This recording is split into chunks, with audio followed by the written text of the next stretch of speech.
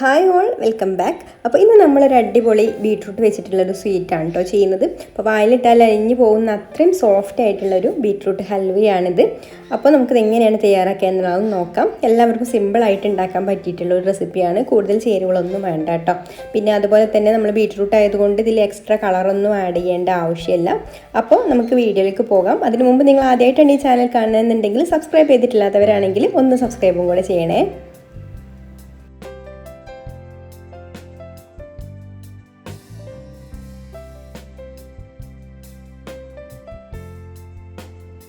അപ്പോൾ ഇത് ഉണ്ടാക്കാൻ വേണ്ടിയിട്ട് ഞാനിവിടെ ഇതുപോലെ ഒരു 2 ഇടത്തരം സൈസിലുള്ള ബീട്രൂട്ട് എടുത്ത് വെച്ചിട്ടുണ്ട് കേട്ടോ. ഇനി നമുക്ക് ഇതിൻ്റെ തൊലിയൊക്കെ ഒന്ന് കളഞ്ഞ് നന്നായിട്ടൊന്ന് കഴുകിയതിന് ശേഷം ഇതുപോലെ ഒന്ന് മുറിച്ചെടുക്കാം.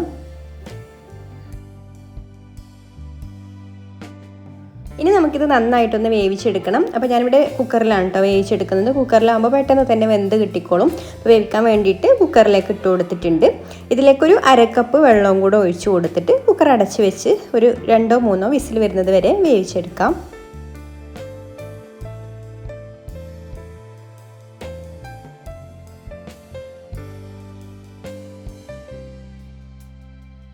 അപ്പോൾ അത് നമ്മുടെ ബീട്രൂട്ട് വെന്തതിന് ശേഷം ഞാൻ ഇതുപോലെ ഒരു പരന്ന പാത്രത്തിലേക്ക് മാറ്റിയിട്ടുള്ളതാണ് കേട്ടോ. ഇതൊന്ന് നന്നായിട്ട് ചൂടാറി കിട്ടണം. ഇപ്പോൾ ഇത് നന്നായിട്ട് ചൂടാറി വന്നിട്ടുണ്ട്. ഇനി നമുക്കിത് മിക്സിയുടെ ഒരു ജാറിലേക്ക് ഇട്ട് കൊടുക്കാം. എന്നിട്ട് ജാറടച്ച് വെച്ചിട്ട് നല്ല ഫൈനായിട്ട് തന്നെ ഇതുപോലെ ഒന്ന് അരച്ചെടുക്കണം.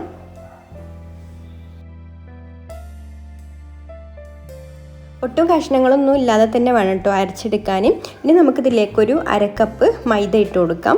പിന്നെ ഒരു 1/4 കപ്പ് പഞ്ചസാരയും കൂടി ചേർത്ത് കൊടുക്കുന്നുണ്ട്.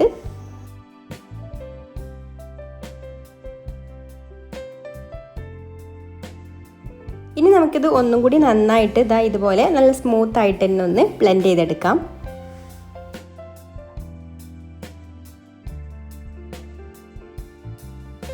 ഇനി നമുക്കിത് അടുപ്പത്ത് വെക്കുന്നതിന് മുമ്പായിട്ട് തന്നെ ഇത് സെറ്റ് ചെയ്യാനുള്ള പാത്രമൊക്കെ ഒന്ന് റെഡിയാക്കി വെക്കണം കേട്ടോ.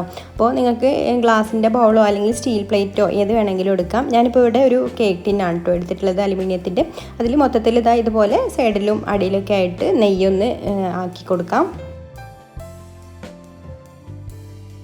എന്നിട്ട് കുറച്ച് അണ്ടിപ്പരിപ്പ് ഇതുപോലെ ഒന്ന് വെച്ച് കൊടുക്കുന്നുണ്ട് അടിഭാഗത്തായിട്ട്. പിന്നെ കുറച്ച് വൈറ്റ് എള്ളും കൂടെ ഇതുപോലെ ഒന്ന് ഇട്ട് കൊടുക്കുന്നുണ്ട് കേട്ടോ. ഇനി നമുക്ക് അരച്ച് വെച്ചത് ഇതുപോലെ ഒരു അത്യാവശ്യം നല്ല കട്ടിയുള്ള ഒരു പാത്രത്തിലേക്ക് മാറ്റാം. ഞാനിവിടെ നോൺ സ്റ്റിക്കിൻ്റെ ഒരു കടായിയാണ് കേട്ടോ എടുത്തിട്ടുള്ളത്. പിന്നെ ആ ജാറിലുള്ളത് കംപ്ലീറ്റ് പോരാൻ വേണ്ടിയിട്ട് അതിലേക്ക് ഒരു 1/4 കപ്പ് വെള്ളം കൂടെ ഒഴിച്ചു കൊടുത്ത് ജാറൊന്ന് ചുഴറ്റിയിട്ട് അതും കൂടെ ഒഴിച്ചു കൊടുത്തിട്ടുണ്ട് കേട്ടോ. ഇനി നമുക്ക് ഫ്ലെയിം ഓണാക്കാം. ഫ്ലെയിം ഓണാക്കി കഴിഞ്ഞാൽ പിന്നെ കൈയെടുക്കാതെ ഇളക്കിക്കൊണ്ടിരിക്കണം കേട്ടോ. അല്ലെങ്കിൽ ഇതിൽ മൈദ ഒക്കെ ചേർന്നത് കൊണ്ട് തന്നെ പെട്ടെന്ന് കട്ടയായിട്ട് വരും. അപ്പോൾ നന്നായിട്ട് ഇളക്കി കുറുക്കിയെടുക്കണം.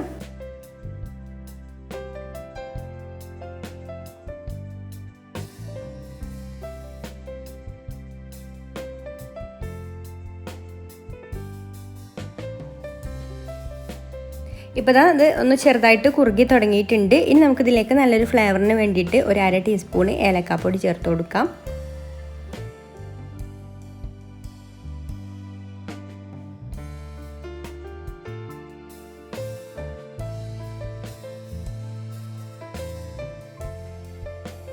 പിന്നെ അതുപോലെ ഈ ഒരു ബീട്രൂട്ടിൻ്റെ ആ ഒരു പച്ച ടേസ്റ്റ് ഒന്നും ഇല്ലാതിരിക്കാൻ വേണ്ടിയിട്ട് ഇതിലേക്ക് ഒരു 1/4 ടീസ്പൂണ് ജാതിക്കാപ്പൊടിയും അതുപോലെ പട്ട പൊടിച്ചതും കൂടെ ചേർത്ത് കൊടുക്കുന്നുണ്ട്. അത് രണ്ടും കൂടെ പൊടിച്ചതാണ് കേട്ടോ ഇത്. അതിൽ നിന്ന് ഒരു 1/4 ടീസ്പൂണ് മാത്രം ചേർത്ത് കൊടുത്താൽ മതി, ചെറിയൊരു ഫ്ലേവറിന് വേണ്ടിയിട്ട്. ഇനി നന്നായിട്ട് ഇതൊന്ന് മിക്സ് ചെയ്തെടുക്കാം. പിന്നെ ആ മധുരം ഒന്ന് ബാലൻസ് ചെയ്യാൻ വേണ്ടിയിട്ട് നമുക്കിതിലേക്ക് ഒരു നുള്ളു ഉപ്പും കൂടി ചേർത്ത് കൊടുത്തിട്ട് ഇളക്കി കൊടുക്കാം.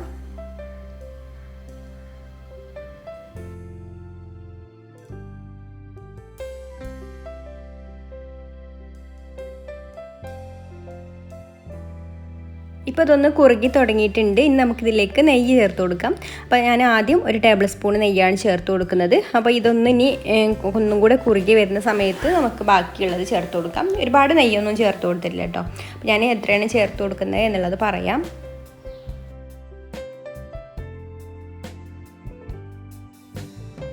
അപ്പോൾ ആ നെയ്യൊക്കെ ഇതിൽ നന്നായിട്ടൊന്ന് യോജിച്ച് പിന്നെയും കുറുകി വരുന്ന സമയത്ത് നമുക്ക് അടുത്ത ടേബിൾ സ്പൂൺ നെയ്യും കൂടെ ചേർത്ത് കൊടുക്കാം. അപ്പോൾ നമ്മളിവിടെ രണ്ടാമത്തെ ടേബിൾ സ്പൂണാണ് നെയ്യ് ചേർത്ത് കൊടുക്കുന്നത്. ഇനി ഇതൊന്ന് മിക്സ് ചെയ്ത് നന്നായിട്ടൊന്ന് കുറുകിയെടുക്കണം. അപ്പോൾ ഇതിൻ്റെ പാകം, ഹൽവയുടെ പാകം എന്ന് പറയുന്നത് അറിയാമല്ലോ, നമ്മളിങ്ങനെ ഇളക്കിക്കൊണ്ട് ഈ ചട്ടിയിൽ നിന്ന് വിട്ട് വരുന്ന ആ ഒരു പാകത്തിലാവണം കേട്ടോ. അപ്പോൾ അതുവരെ നമ്മൾ നെയ്യ് ചേർത്ത് കൊടുത്തിട്ട് ഇളക്കിക്കൊണ്ടിരിക്കുക. ഇപ്പം മൂന്നാമത്തെ ടേബിൾ സ്പൂൺ നെയ്യാണ് കേട്ടോ ചേർത്ത് കൊടുക്കുന്നത്. അപ്പോൾ ഇത്ര തന്നെ മതിയാവും ഇതിലേക്ക്. ഇനി നമുക്ക് ഇതൊന്ന് നന്നായിട്ട് ഇളക്കി കൊടുത്താൽ മതി. അപ്പോൾ കണ്ടല്ലോ, ഇപ്പോൾ തന്നെ ഇത് ചട്ടിയിൽ നിന്നൊക്കെ വിട്ട് വരുന്ന ആ ഒരു പാകത്തിലായിട്ടുണ്ട്. അപ്പം ഇനി നമുക്കിതിലേക്ക് നെയ്യൊന്നും ചേർത്ത് കൊടുക്കേണ്ടി വരില്ല.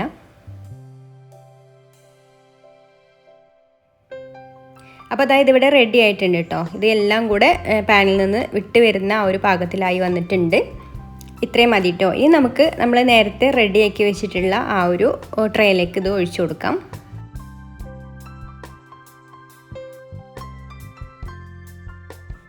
ചൂടാറുന്നതിന് മുമ്പ് പെട്ടെന്ന് തന്നെ ഇതിലേക്ക് ഒഴിച്ചു കൊടുക്കണം കേട്ടോ.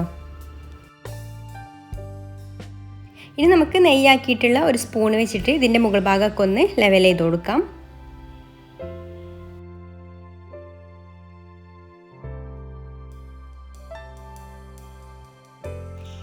ഇനി ഇതൊരു 3-4 മണിക്കൂർ വെക്കണം കേട്ടോ, ഒന്ന് സെറ്റാവാൻ വേണ്ടിയിട്ട്. ഒന്ന് നന്നായിട്ട് ചൂടാറി കഴിയുമ്പോൾ ഇതൊന്ന് സെറ്റായിട്ട് കിട്ടും. ആ ഒരു സമയത്ത് നമുക്കിത് കട്ട് ചെയ്തിട്ട് സെർവ് ചെയ്യാം. അപ്പോൾ കട്ട് ചെയ്യാതെ ഇങ്ങനെ കോരി കഴിക്കണം എന്നുള്ളവർക്ക് അങ്ങനെ കഴിക്കാം കേട്ടോ, എന്നാലും കുഴപ്പമൊന്നുമില്ല.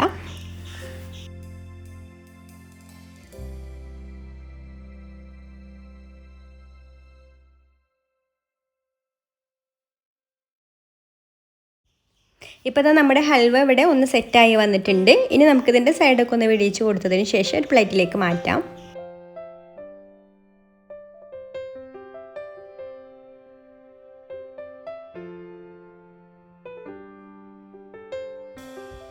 അപ്പോൾ അത് നമ്മുടെ നല്ല സോഫ്റ്റ് ആയിട്ടുള്ള, നല്ല കളർഫുൾ ആയിട്ടുള്ള ബീട്രൂട്ട് ഹൽവ ഇവിടെ റെഡി ആയിട്ടുണ്ട്.